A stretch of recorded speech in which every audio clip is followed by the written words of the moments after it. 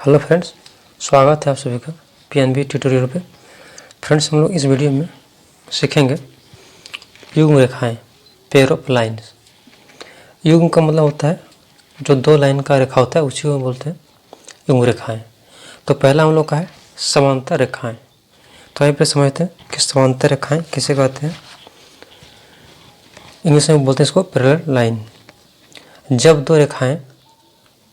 जब दो रेखाएं में उनके बीच की दूरी हमेशा एक समान हो तो दोनों रेखाएं समांतर रेखाएं कहलाती है। बोला कि जब दो रेखाएं के बीच की दूरी अगर हमेशा समान रहता है तो उसे क्या बोलते हैं, समांतर रेखाएं। देखिए अभी दो रेखा ले रहे हैं,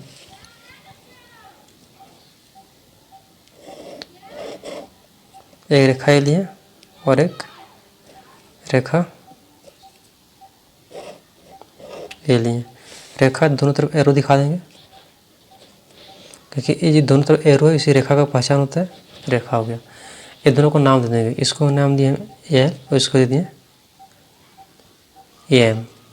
ठीक है, एल और एम। और देखिए दोनों के बीच की दूरी क्या है,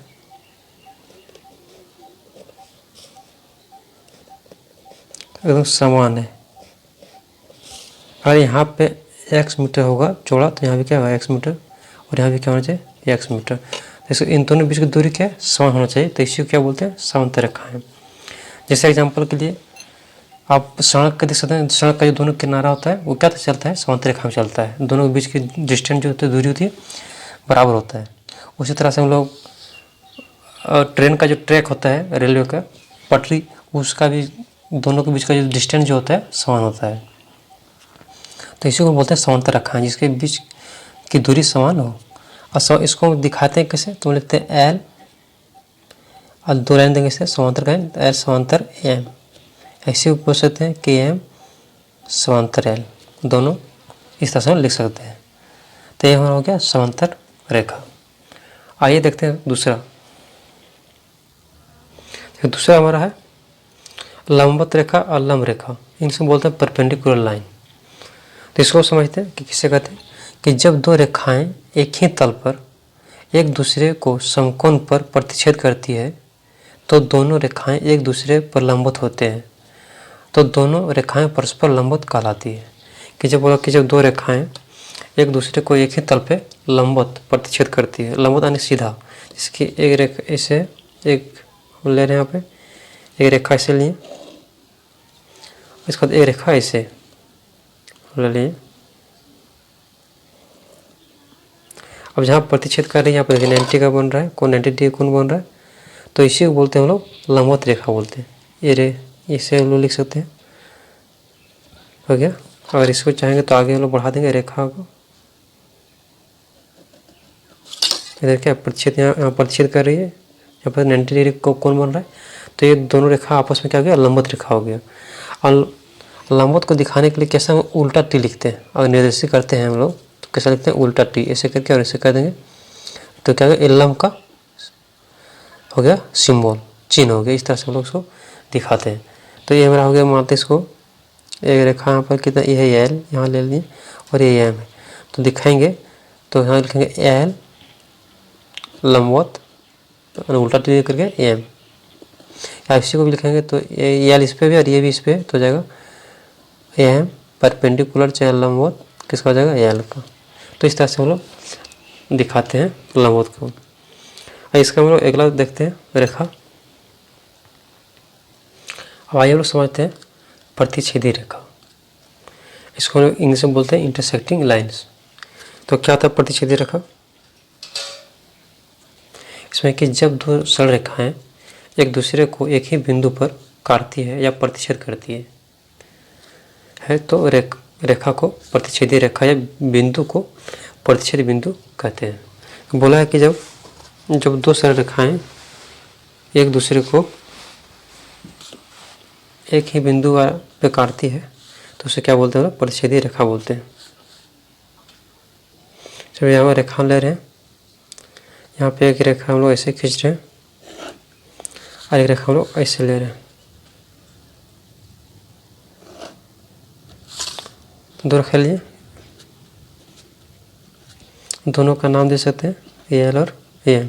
देखिए हमें प्रतिच्छेदी कर रहा है, काट रहा है, तो ये जो बिंदु हो जहाँ काट रहा है वो दे दिए, तो जो बिंदु वो हो गया, तो ये हमारा हो गया प्रतिच्छेदी बिंदु हो गया, और ये एक दूसरे को काटे तो ये हो गया प्रतिच्छेदी रेखाएं हो गया।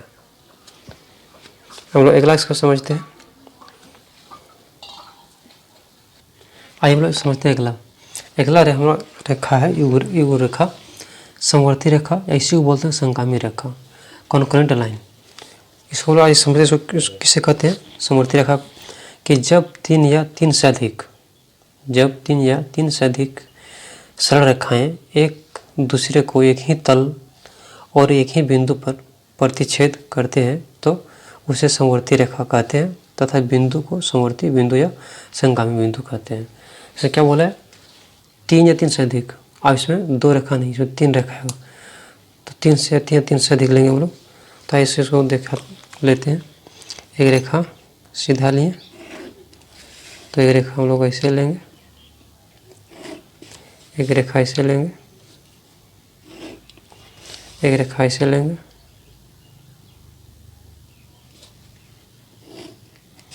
सब क्या रेखा हम ले लिए, और सब एक ही बिंदु पे प्रतिच्छेद कर रहा है, तो यहाँ पर सब कर मानते हैं वो इसको, तो ये क्या हो गया, ये हमारा हो गया प्रतिच्छेदी बिंदु, ये हमारा हो गया संगामी बिंदु, जहाँ पर सब मिल रहा है तो इसको बोलते हैं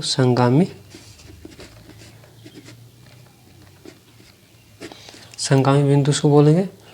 और सभी लाइन को लोग बोलेंगे, जितना भी लाइन है तो सो इसी को बोलेंगे लोग संगामी रेखा या संगामी समवर्ती रेखा बोलेंगे, ये सब के सभी को। तो ये था हम लोग का युग रेखाएं था, जो हम लोग देखें, समांतर रेखा, लंबवत रेखा, प्रतिच्छेदी रेखा, और एक है समवर्ती रेखा। अब एक हम लोग रह गया है थोड़ा सा सब पढ़ना है सतह के बारे में, फलन के बारे में, ताकि उसको भी देख लेते हैं। आई होप यहाँ तक आप लोग अच्छे समझ में आया हो रेखा के बारे में। अब हम लोग देखते हैं सरफेस के बारे में। अब आइए हम समझते हैं सतह भाग के बारे में। सतह या फलक या तल, मतलब कुछ बोलते हैं, इंग्लिश में होता है इसका सरफेस और प्लेन। तो सतह किसे कहते हैं कि वैसी आकृति जिसमें केवल लंबाई और चौड़ाई हो, सतह कहलाती है। इसमें मोटाई नहीं होता है मतलब एकदम बिल्कुल ना के बराबर होता है। जैसे हम एग्जाम्पल के लिए मान लेते हैं इस पेपर को, तो इस पेपर में क्या है, इसमें लंबाई है और इसका चौड़ाई, इसका लंबाई हो गया, इसका चौड़ाई हो गया।